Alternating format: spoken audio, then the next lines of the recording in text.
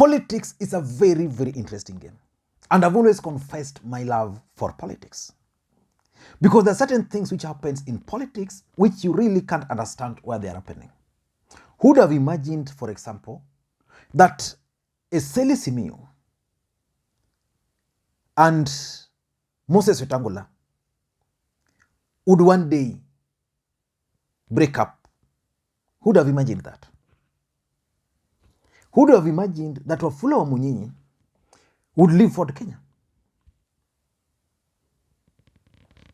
Today, at Bomas of Kenya, a new political party was formed. The Democratic Action Party of Kenya, DAP-K. That party is associated with Eugene Wamalwa. But from where I am sitting, I can see the hand of Raila Odinga in that new political party. In this video, I want us to try and figure out Raila Odinga's game plan with that party. Before we do that, if you are watching the channel for the first time, click the subscribe button just now. If you are subscribed already, please just take a second or two, click that thumbs up, or just drop your comment. Now let me get back to the main issue. Raila Odinga officially declared that he was going to run for the presidency, or he will be running for the presidency of the Republic of Kenya in 2022. From what I'm observing, Raila Odinga is ready and is actually working on a scheme of a super alliance, which is going to be called Azimio la Umoja. I see the hands of Raila Odinga and President Uhuru Kenyatta in this new political party.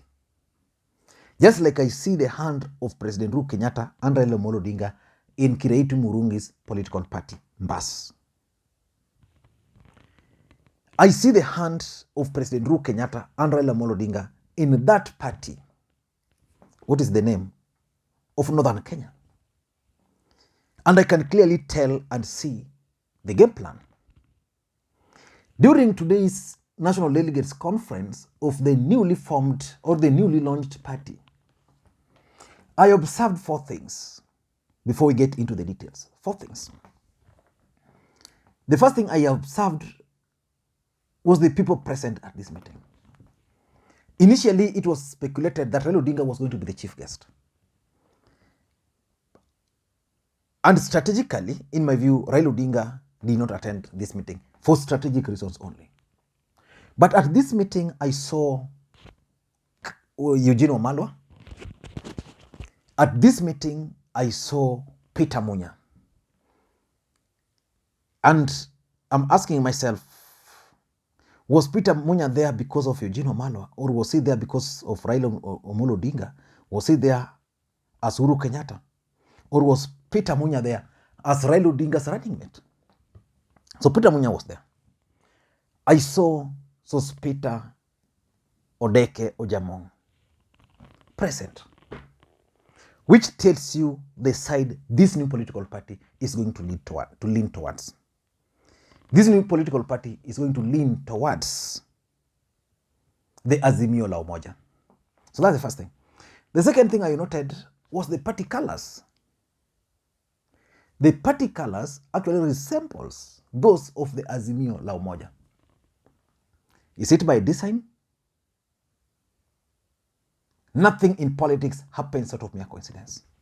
So the choice of that color is also telling. The third thing I observed is that these guys were very categorical. That number one, they will fill seats. They'll fill candidates in almost all seats from MCA. But they will not field a presidential candidate.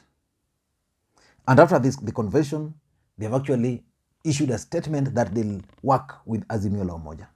So basically, this new party is going to work with Raila Odinga. And the last thing I noted was that Wafula Wamunyinyi was made the party leader. Eseli Simiyu was made the Secretary General. Those are the positions they were holding while claiming the ownership of Ford Kenya. And people are asking, why is the Secretary General and the party leader from the same region? The answer to that you can guess in ANC or even in Ford Kenya. Because in Ford Kenya, the party leader used to be Moses Wetangula. And then the Secretary General used to be Eseli Simiyu. So basically they are following that particular line. But what is Raila Odinga's game plan? I think Raila Odinga is using this new party for his 2022 politics in the larger Mount Kenya, in the larger Western Kenya. His game plan is very simple. Raila Odinga has zoned the Luyha nation. So there is the Busia, Kakamega, and Vihiga. Those ones Raila Odinga is going to deal with them personally. And that's where the deputy party leader, Wycliffe Ambetsa Paranya, is going to come in. Those three counties, Busia, Raila will deal with it, Kakamega, he will deal with it, and Vihiga. So that's the first strategy. The second strategy is Bungoma. Without Moses Wetangula, Raila Odinga was only going to remain with his traditional support base in Bungoma. So what they are doing now, what Raila Odinga is doing is that he's going to use this DAP party alongside ODM. So where ODM will be strong, like in Tongaren, for example, they'll definitely give the DAP candidate a chance and support. Where ODM has the potential, then they'll support the ODM candidate. And at the end of the day, they'll be able to squeeze some juice from Bungoma. The third one is Trans Nzoia. Again, the strategy is simple. If ODM will be strong, then the other parties will support. Where these other political parties will have a say. For example, Eugene Wamalwa is likely to run for the gubernatorial seat in Trans Nzoia. If not, then he's going to support Natembeya. So that's the game plan for Raila Odinga in the larger Western Kenya. But why DAP? Why DAP? Why DAP? Why is Raila Odinga going to use DAP? 4 reasons. Number one, this party has been formed specifically to checkmate Moses Wetangula and to checkmate Musalia Mudavadi.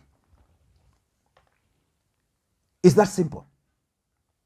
If you've been following politics, when Ford Kenya broke with Raila Odinga, that's where their problem began. So Raila Odinga was able to reach to Eseli, Wamunyinyi, and other Ford Kenya, and they were actually taking the party. The idea was to checkmate Moses Wetangula and stop him from publicly supporting William Ruto. You go to Mudavadi's party, ANC. You remember there was Osotsi who was the Secretary General. Immediately there was that fallout, Osotsi was brought on board.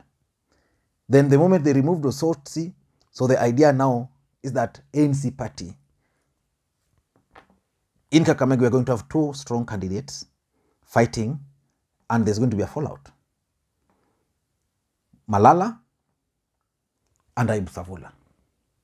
So basically, what is being done is to checkmate these NASA core principles. Because the truth of the matter is that politics is a perceptual game. Weta and Mudavadi used to add that perceptual value to Raila Odinga. If they'll be reluctant, then it means Raila Odinga should not suffer that perceptual value. So what they'll do is that they'll go, a new team will be propped up. So that's the first thing, checkmate. Number two, I tend to think that President Uhuru Kenyatta and Raila Amolo Odinga are actually laying the ground for an elaborate super alliance. I don't know when this super alliance is going to be officially launched or when these parties will be merged, but I think they've zoned the regions where ODM is strong, where Jubilee is not strong, where they can go alone, where they can go through regional parties. At the coast, for example, those who are not comfortable with Raila again, they have now been made to support Kingi. So they are now in par. That par is with Raila Odinga, because Amason Kingi has announced already that he's going to support Raila Odinga. So you get this strategy. So you break out, hold those who are breaking out from ODM, then have your own party, but support Raila.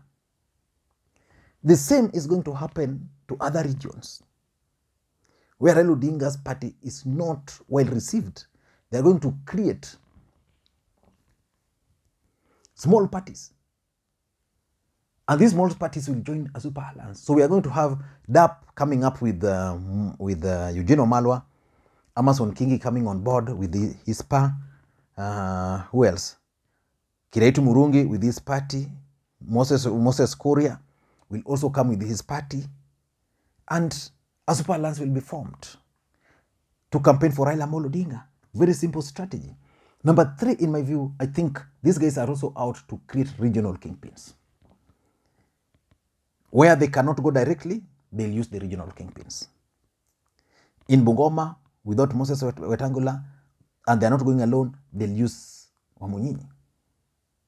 And of course, it would be easy for Wamunyinyi to convince the people that already Wetangula cannot form the government, but his side has the potential.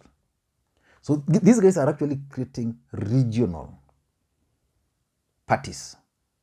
And these regional parties will be brought together to support Raila Amolo Odinga. And lastly, this party has also been formed to counter any impact should Wetangula decide to join Ruto or Mudavadi decide to join Ruto, or if they were to decide to go along. So Raila Amolo Odinga will not be dealing with the aftermath of their defections. For example, if Weta were to leave today, Simiyu and the other group will call a press conference and just dismiss it. But when he was still the principal, he would scare everybody. I don't know what you think, but that's my take. And I want to take this opportunity to wish the new party good luck. We'll be watching to see how the party is going to grow. I'm here. If you want me to become your member, please place a phone call to me. Yeah, so I can become your member. Bye-bye.